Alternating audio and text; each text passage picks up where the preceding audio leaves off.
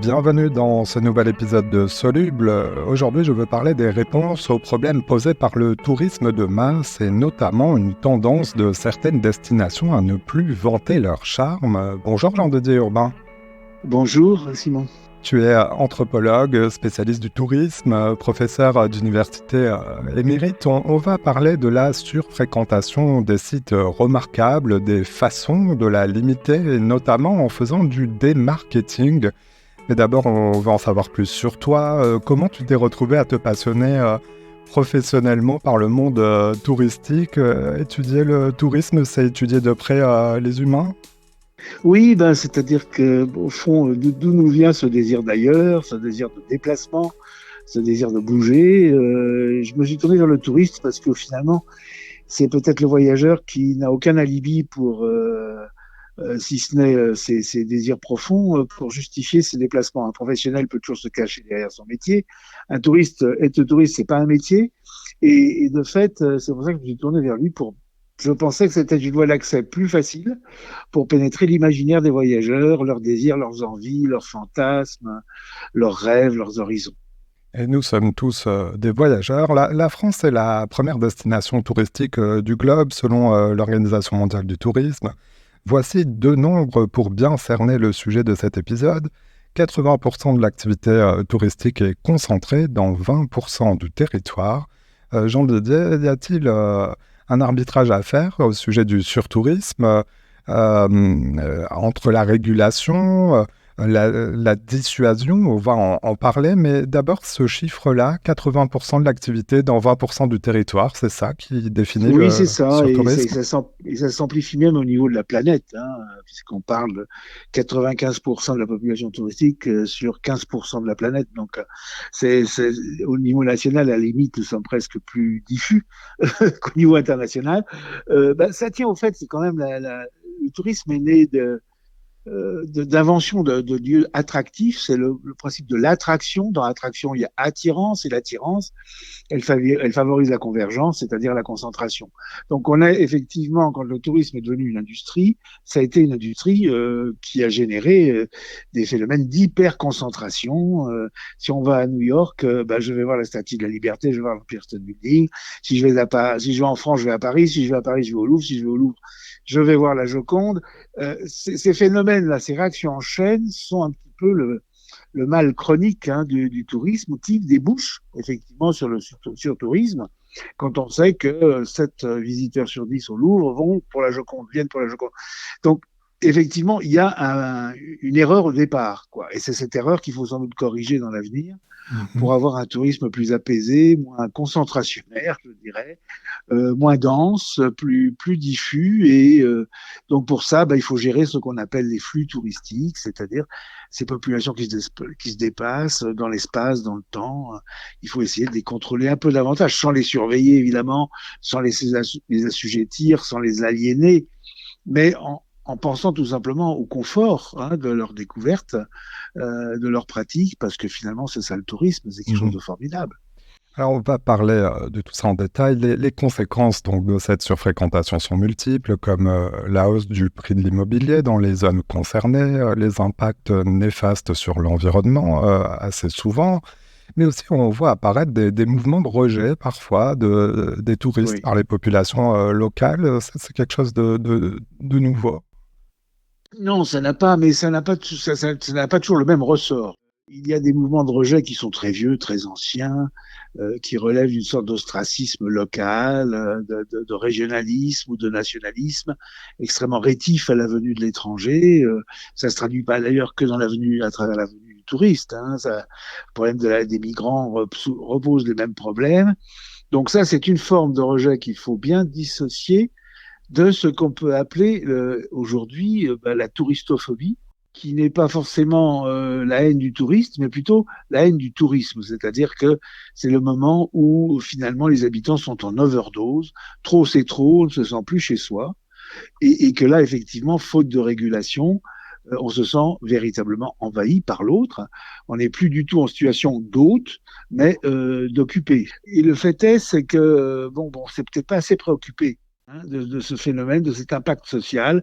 On a pensé environnement, on a pensé surchauffe économique, mais on n'a pas pensé effectivement à surchauffe sociale, c'est-à-dire au fond la création d'intolérance à l'autre, ce qui est la pire des choses.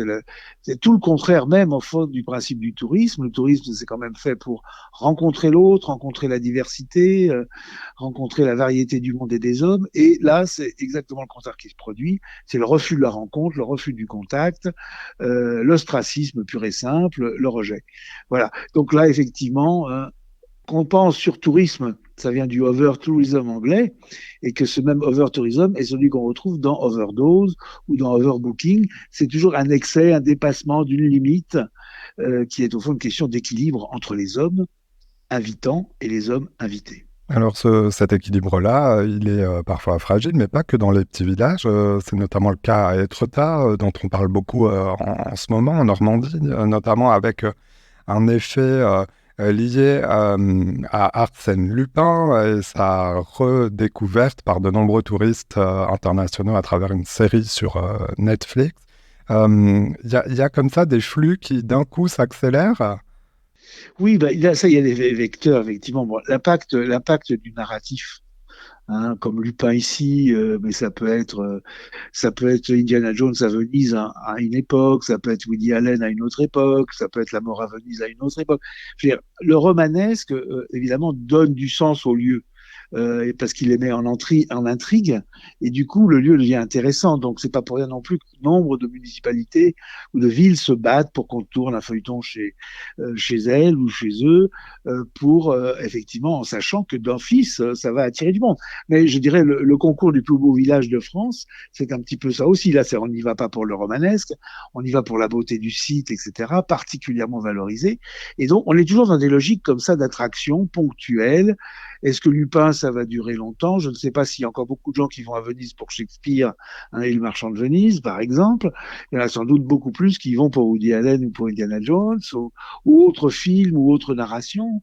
Bon, mais effectivement, ça, si vous voulez, ce travail littéraire de l'espace, il passe par quantité de canaux. Ça peut être le roman, ça peut être le film, ça peut être le feuilleton, ça peut être la peinture aussi. Sans doute qu'on s'arrêterait pas sur la montagne Sainte-Victoire si Cézanne ne l'avait pas peinte. Sans doute que la Provence ne serait pas ce qu'elle est sans Pagnol et Giono. Donc, de toute façon, on provoque ces phénomènes d'attirance parce qu'il y a une valeur ajoutée qui s'appelle l'intrigue, qui s'appelle le sens, tout simplement. Et que finalement, un touriste, c'est quelqu'un qui est avide de sens, qui veut donner du sens à son mouvement, donner un but, et avoir une jouissance, je dirais, de découvrir ou de reparcourir ou de reconnaître un lieu qu'il a déjà vu, par exemple, à la télévision. Alors le voyage et la destination, c'est donc une histoire de récit, et on voit apparaître certaines destinations qui, à certains moments de l'année, ont choisi de proposer donc un contre-récit, en quelque sorte. C'est ça qu'on appelle le démarketing. Oui, c'est-à-dire ça fait partie d'une des stratégies de régulation, je dirais, parce que l'avenir passera forcément par des procédés de régulation. Un de ces procédés, c'est-à-dire pour éviter la surfréquentation, la surcharge des lieux, au point que ces lieux meurent sous la surcharge ou sous le poids de des visiteurs. Oui, le démarketing, au fond, c'est une stratégie douce, qui s'appuie sur la dissuasion, qui en appelle à la réflexion, à la conscience morale, quelque part du visiteur, en lui disant, écoutez, si vous venez ajouter à la foule votre propre présence, ça ne fera qu'empirer les choses, choisissez un autre moment, réessayez plus tard, etc. Ne voulez pas tout de suite, dans un instinct, par une pulsion de consommation comme ça, totalement non réfléchie. Donc ça fait partie, le démarketing, c'est au fond une sorte d'anti-publicité, mais qui est une publicité quand même. C'est un paradoxe, c'est une sorte de prétérition, parce que je dis sans paraître le dire, ne venez pas, ce qui est un peu aux antipodes de la publicité touristique qui est faite pour faire venir. Je pense que ça fait partie des techniques les plus douces et euh, les plus consensuelles, parce que finalement on en appelle à la sensibilité du touriste comparé à l'interdiction pure et simple que certains adoptent, c'est une autre solution. Au filtrage économique aussi, on fait payer cher, de plus en plus cher, pour passer tel pont ou rentrer dans tel lieu. Enfin bon, voilà. Là, la dissuasion, c'est au fond une tentative de gestion du surnombre par la réflexion. Oui, parce qu'en clair, c'est sur les documents touristiques, sur les sites internet, d'être très transparent, voire même d'insister par des visuels, des photos sur le fait qu'il y a beaucoup de monde dans un espace petit à certains moments. Voilà. Je rapprocherais presque ça, si tu veux, de ce qui est marqué sur les paquets de cigarettes, fumer tue. On vend la cigarette, mais en même temps, on dit fais attention.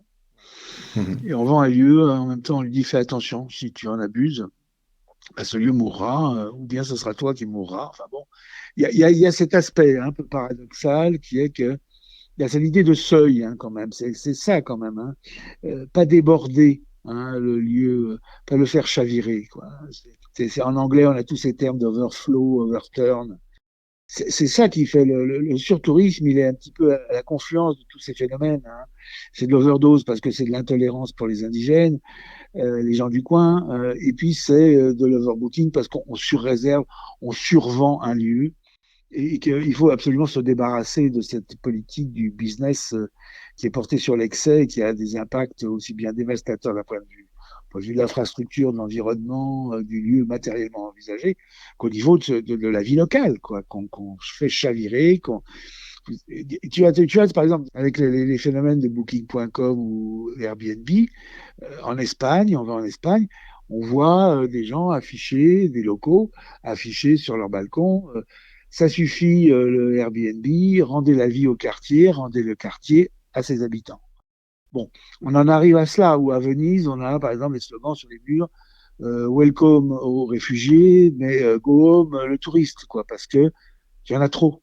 Il y en a trop, quoi. Et donc, effectivement, tant qu'il n'y aura pas de volonté politique pour limiter cet excès, et même l'annuler, hein, et le démarketing fait partie de ces tentatives douces, hein. Ça peut être plus dur, hein, l'entrée de Venise est payante pour ceux qui ne logent pas dans Venise. Là, ça peut être carrément interdit pendant un certain temps, pendant une période de l'année, voire un an entier. C'est ce qu'ont fait les Galapagos. Ils ont fait une année blanche comme ça pour éviter la surfréquentation. Quantité d'îles font ça, Porquerolles, les criques, les criques aussi bien de Bretagne que les calanques de Marseille. Bon, c'est pour éviter effectivement la destruction des lieux par Là, ce sont des systèmes de réservation. Donc voilà. Là, dans ce cas-là, effectivement. Et c'est là que tout change d'ailleurs, parce que le voyage coup de tête, c'est de plus en plus difficile dans notre monde. Il faut tout anticiper, tout programmer, tout réserver, tout préparer. Ça change toute une poétique du voyage. Je me demande si les touristes eux-mêmes, nous tous quelque part, ou en tout cas, et on parle beaucoup du réseau social Instagram, qui est pointé du doigt, notamment à travers la façon dont les touristes s'emparent eux-mêmes des lieux et les retranscrivent en photos. On s'est rendu compte qu'ils occultent volontairement, en général, de leurs clichés, les indices du surpeuplement des lieux. Quelque Absolument. part, ils perpétuent ce récit de lieux de rêve non surpeuplés. Est-ce qu'il faut qu'on se remette aussi en question quand on prend des photos? Oui, absolument, parce effectivement, on voit même, il y a des lieux pour se faire photographier seul, devant une vallée, le Grand Canyon ou n'importe quoi. Il y a une queue, parce qu'il y a un point particulièrement idéal pour la photographie. Il y a une véritable queue où chacun va, comme chacun irait aux toilettes, se mettre au bord du précipice et se faire photographier en écartant les bras. Bon, là, il y a une sorte de rêve de solitude au milieu de la foule, quoi. Et c'est vrai qu'on ne peut pas vivre indéfiniment avec ce type de paradoxe, hein. D'autant que ce monnayage du panorama avec moi tout seul devant, ça a des effets collatéraux, physiques et matériels induits par l'agglutination de gens attendant pour être à leur tour seuls 30 secondes devant le panorama pour se faire prendre en photo. Effectivement, ça existe absolument. Dans Instagram, c'est très clair aussi. Et en plus, Instagram a un effet en retour. C'est qu'en plus, non seulement on se photographie seul dans un site qu'on laisse croire vide, mais en plus, on relance ce site, on le promeut. Et là, on participe du phénomène d'attraction et de concentration, hein. Les champs de lavande de Provence ont été ravagés l'année dernière par Instagram. Alors, le gouvernement français a présenté mi-juin 2023 son plan pour lutter contre le surtourisme. Alors, il a annoncé notamment le lancement d'une plateforme numérique pour récolter des données sur les flux, un observatoire national, mais aussi, en effet, une campagne de communication avec des influenceurs qui permettrait de sensibiliser la clientèle aux enjeux. C'est donc là aussi une tendance à vouloir, j'allais dire, se prendre conscience et changer nos récits. Oui, c'est ça, mais ça voudrait dire aussi qu'on s'attaque à c'est une des solutions. C'est une des solutions, c'est-à-dire au fond, c'est inviter les gens à, sinon se disperser dans l'espace, à se disperser dans le temps. Mm. Hein, c'est-à-dire ne pas être tous là au même moment, au même instant. Bon, alors effectivement, ça remet en cause des paradigmes qui sont très forts chez nous. Hein. Le paradigme festivalier de l'événementiel, c'est quoi justement? Un concert, festival du théâtre à Avignon ou de la photographie à Arles, c'est quoi? C'est précisément fondé sur ou les Eurocoènes qui viennent de se passer. C'est précisément quoi? C'est favoriser la concentration. Hein. Or, c'est quelque chose qui se pérennise et qui se massifie avec un certain tourisme qui ne rompt pas avec cette idée de la concentration. Donc, effectivement, une des façons de rompre avec cette idée de concentration, c'est d'utiliser le temps en appelant à la réservation, à l'anticipation, à la régulation. Je l'ai dit, on reprend là un vieux modèle hein, qui est déjà opérationnel depuis plus de 30 ans dans les musées. Mm. Hein, les musées, tu as des listes d'attente. Aller à Bruxelles, par exemple, au musée Magritte, il y a des listes d'attente. On ne fait rentrer les gens que par groupe en nombre limité. Et tant que ces groupes n'ont pas fini leur circuit, aucun autre n'entre. Ou en tout cas, il faut que l'autre soit suffisamment avancé dans le circuit de visite pour qu'un second groupe rentre. Bon, c'est un vieux modèle déjà, mais on commence à l'appliquer et on peut effectivement parler sous forme dissuasive en disant autant réserver, ne venez pas comme ça à vol point. C'est un petit peu la même chose qu'on retrouve pour les urgences au niveau médical. Hein.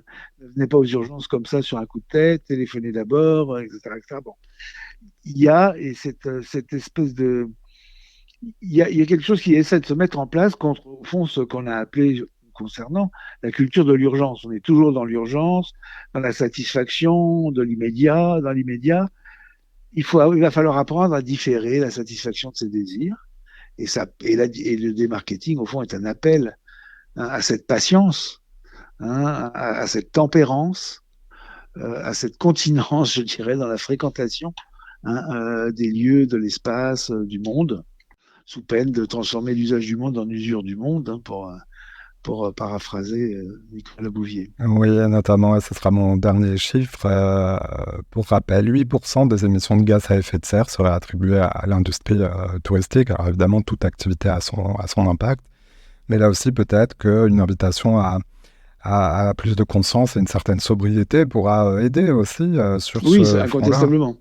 Incontestablement. Il ne faudrait pas pour autant que le tourisme devienne le bouc émissaire. Euh, je pense que pour l'instant, on est en train de chercher. Et moi, ce qui me dérange beaucoup dans ce débat-là, c'est qu'au fond, on a l'impression que parce que le tourisme, c'est lié au loisir, c'est lié au plaisir, c'est une cible facile. Et on s'attaque pas forcément à autre chose. On va s'attaquer aux conducteurs. Moi, je n'ai jamais entendu quelqu'un critiquer les camions qui sont de plus en plus nombreux sur la route, qui sont dans une croissance exponentielle. On ne remet toujours pas en cause le lobby des camions, des 42 tonnes qui traversent des villages, qui fissurent les maisons. On n'en parle pas. Par contre, le conducteur, le particulier, lui, qui a une petite bagnole pour aller travailler, bah, il faut absolument qu'il passe à l'électrique ou qu'il passe au vélo ou que, bon, voilà. Là, il y a des choses, si tu veux, que moi personnellement, je suis pas encore vraiment convaincu. Hein, en plus, le tourisme, c'est l'industrie des gens heureux. Euh, il faudrait pas que, sous prétexte que c'est du plaisir qui est vendu, ce soit condamnable, quoi, au nom de je ne sais quelle religion du devoir, sans compter que d'un point de vue économique, le tourisme, c'est 10% du PIB mondial. Hmm. Hein, donc, même en faisant une pollution optimale de 8%, on est hein, au-dessous hein, de ce que ça rapporte. Donc, moi, ça m'inquiète davantage de voir des gros tankers chargés de nains de jardin fabriqués en Taïwan bloquer le canal de Suez pour être livrés en Angleterre, qui polluent en une traversée autant que 70 millions de voitures. Voilà. Moi, je crois qu'il y a des choses qu'il ne faut pas perdre de vue. Il faut tout penser ensemble. Hein. Savoir si on veut sauver le tourisme et pas seulement non seulement le ralentir au point qu'il s'éteigne, si on veut continuer est-ce qu'on veut continuer que le tourisme existe ou pas? La question, c'est au fond ça. Et la question fondamentale, c'est quelle est la liberté de circulation? À qui est-ce qu'on la donne? Est-ce qu'on la donne aux hommes ou est-ce qu'on la donne aux produits ou est-ce qu'on la donne à l'information, hein? Parce qu'il ne faut pas oublier que les data centers, ils sont aussi pour 8% dans la pollution et que nous sommes tous accrochés à nos portables en ce moment même. Mais, voilà. Donc voilà, je veux dire, il faut un peu relativiser les choses et c'est un choix de société, moi, qui se dit à travers ça. Donc pour les solutions, moi, je suis absolument d'accord, hein, absolument. Hein. Il faut réguler, il faut que le tourisme apprenne une certaine sagesse, en dépit de son désir de liberté, mais il ne faut pas non plus tuer cet acte de liberté qui est le voyage. Hein, voilà. Le confinement nous a assez appris à quel point c'est douloureux de subir l'immobilisation. Le voyage, c'est la liberté. En effet, Jean-Didier Urbain, les auditeurs peuvent te retrouver dans les rayons des bonnes librairies, et notamment se saisissant de ton essai L'idiot du voyage. Voyage. L'idiot du voyage aux éditions Petite Bibliothèque Payot. C'est ça. L'idiot du voyage. Bah, merci beaucoup d'être passé dans Soluble. Merci.